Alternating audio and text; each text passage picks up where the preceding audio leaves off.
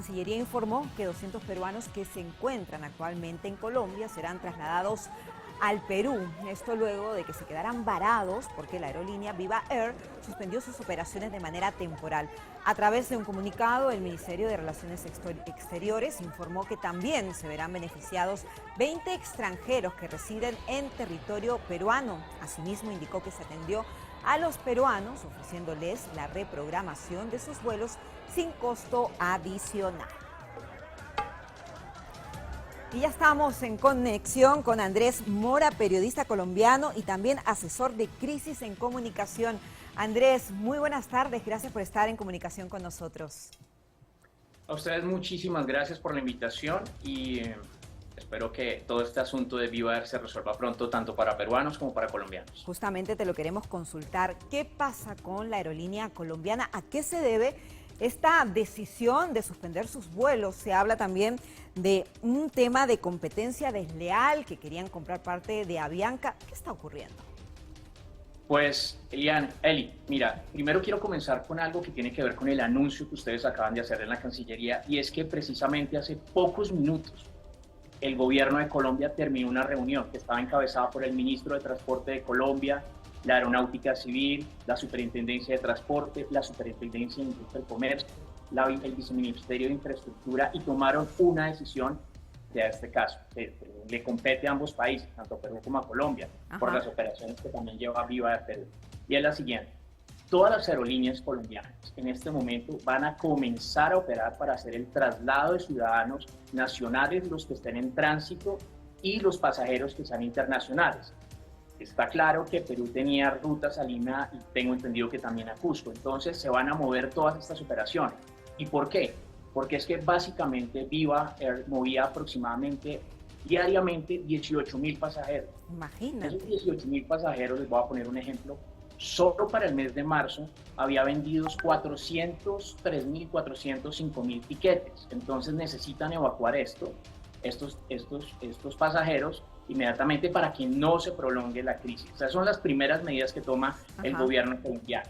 Además, a los pasajeros nacionales e internacionales que quieran interponer medidas cautelares ante la Superintendencia de Industria y Comercio en ambas compañías, tanto en Viva Air Perú como para Colombia, pueden radicar la devolución del dinero, en los costos de los traslados, los tiquetes, los hoteles, todo esto que realmente es, en últimas, lo que antes de tocar el tema de la crisis de la aerolínea y el por qué entró en crisis, es el producto final, que son los usuarios, ¿no? Los pasajeros. Por supuesto, quienes se han visto afectados. Andrés, solamente para que quede claro, ¿ellos van a poder optar a estos vuelos siempre y cuando hayan asientos disponibles en las aerolíneas? Pues las medidas son las siguientes. Aerolíneas como Avianca, LATAM, lo que hicieron fue cancelar la venta de vuelos para abrir los cupos y empezar a cederle cupos a estas personas que tiene Viva Air, pero no son las únicas aerolíneas. Wingo, Sky, Interjet, LATAM, todos están haciendo un modelo de colaboración y obviamente presionados también por la Aeronáutica Civil, por una directriz para no generar crisis y no dejar a miles de pasajeros en tierra.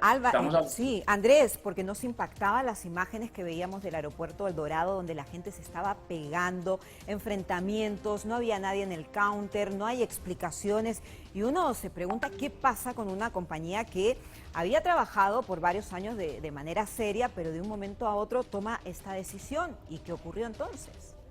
¿Qué pasa? Viva Air es una empresa que lleva 10 años funcionando, ¿sí? Funcionaba antes bajo otra razón social. En los últimos meses ellos pidieron hacer una integración y querían buscar una integración con la aerolínea Avianca. Pero al hacer una integración completa con la aerolínea Avianca, pues Avianca tomaría el control y quedaría como siendo dominante, tener una posición dominante en el mercado.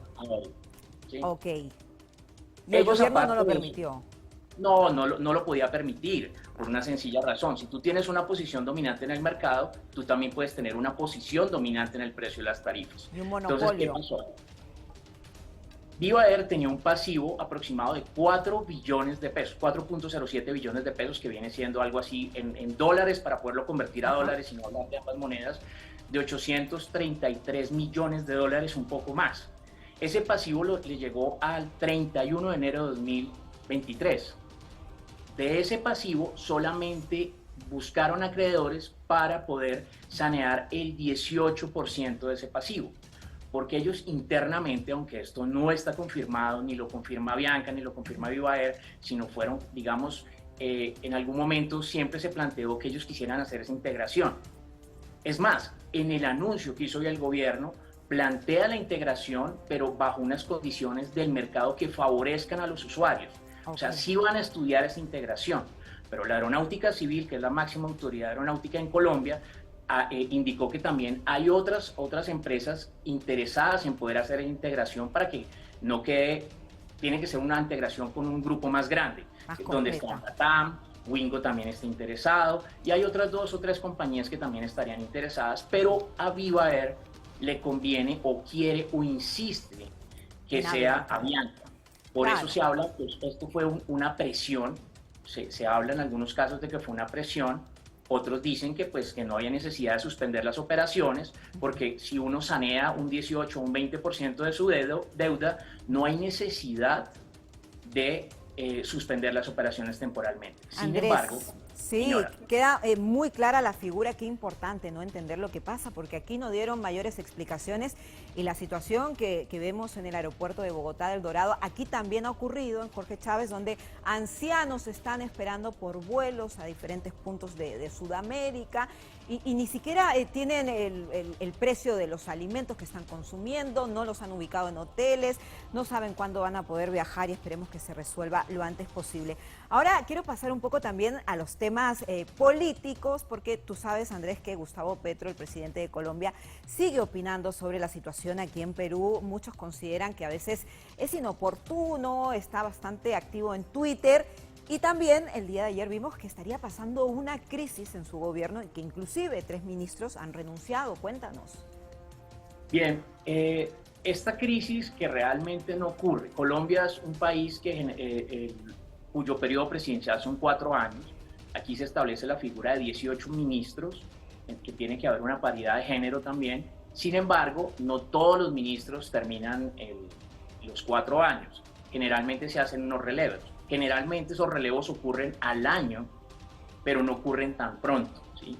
En el caso de la ministra del Deporte, la ministra de Cultura y el ministro de Educación fueron relevados en una decisión, digamos, unilateral que se dio en las últimas horas, y sí se generaron diferentes controversias. Primero, por la forma en que se les comunicó, que fue unos minutos antes. No hubo una reunión previa, no se les explicó el por qué salían, sino simplemente se dio un anuncio por alocución de Televisión Nacional a las 7 de la noche. Entonces eso generó un revuelo.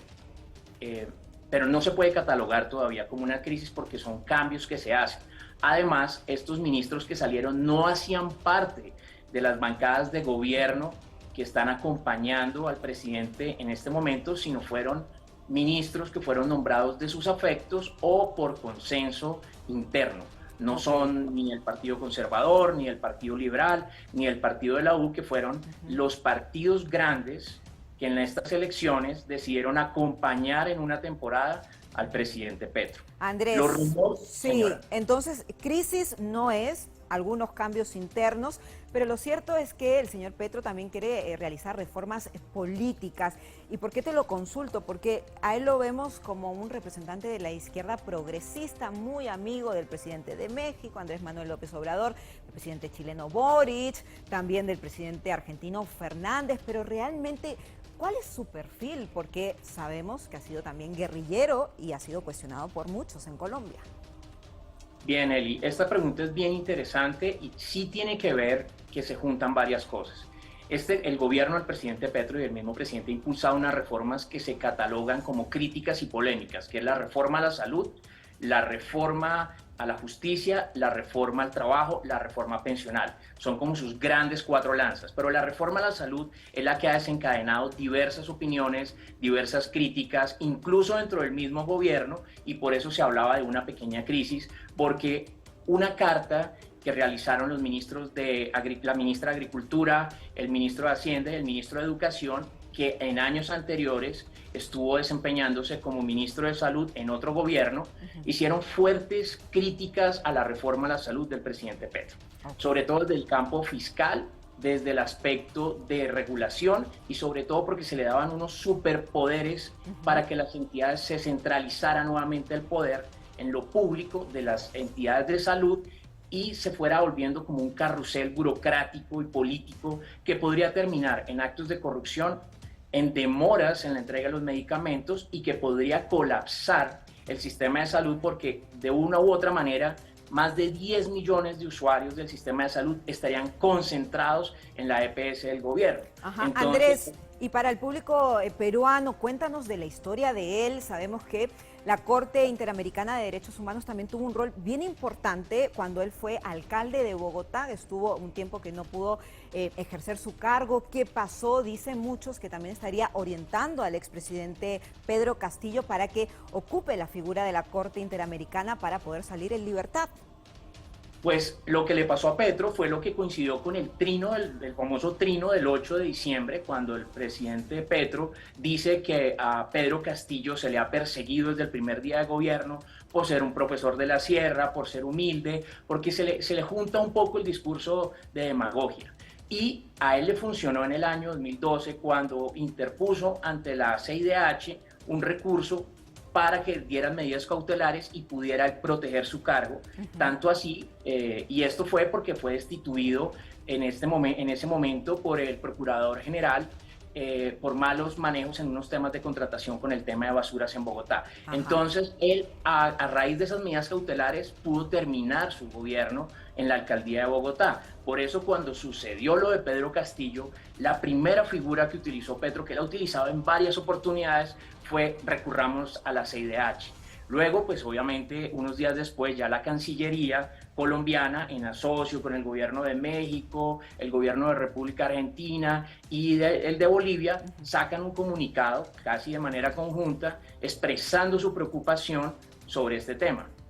Claro. De la destitución y la remoción del presidente Pedro Castillo. Pero lo que sí es muy curioso, Eli, es que en campaña el presidente Petro e incluso en el gobierno anterior de centro derecha que lo hizo Iván Duque en Colombia, Gustavo Petro hablaba de que no tenía por qué haber injerencia en los asuntos de otros países. Sin embargo, desde el día que él tomó posesión el 7 de agosto, ha demostrado lo contrario. O sea, en palabras ha dicho una cosa y el Twitter, que ha sido su herramienta para generar bastante ruido, ha sido, digamos, donde ha hablado demasiado y quizás ha hecho algunos comentarios que están fuera de línea y que sus asesores ya le han dicho que baje el tono porque no podemos terminar con temas diplomáticos, sobre todo con Perú, que es una nación amiga con la que históricamente yo no recuerdo, desde las épocas de la guerra, no recuerdo que hayamos tenido, digamos, conflictos diplomáticos o ese tipo de tensiones diplomáticas hasta llegar a ser declarado persona no grata el presidente de un país. Imagínate, Andrés, esperemos que se puedan solucionar porque son países hermanos y que por supuesto tienen muchas cosas en común, independiente de las diferencias, a las ideologías y las cosas que podemos reportar durante los últimos días. Gracias al periodista Andrés Mora, periodista